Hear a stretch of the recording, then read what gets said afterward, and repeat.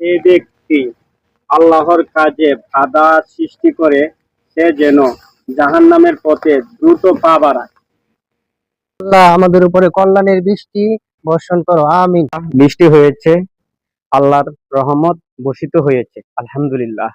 আল্লাহ যিনি আকাশ থেকে বৃষ্টি নামান, তেমনি হৃদয়ে শান্তি নামান।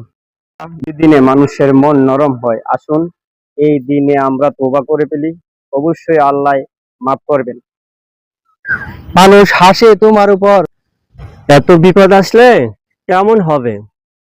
ভয় পাবেন না, আল্লাহ তাআলা ঈমানের পরীক্ষা নিচ্ছেন, শাস্তি দিচ্ছেন না।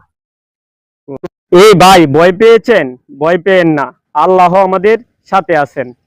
মানুষের সাথে এমন ব্যবহার করো যাতে তোমার আখলাক দেখে মানুষ ইসলামকে ভালোবাসে। এই কাজটি করো, লাভ বেশি যদি আল্লাহ তাআলা রাজি থাকেন। চলেন ভাই, নামাজ পড়ি নেই, নামাজ মুমিনের মেরাজ। দুনিয়ার চিন্তা নয়, আখেরাতটাই আমাদের আসল ঠিকানা।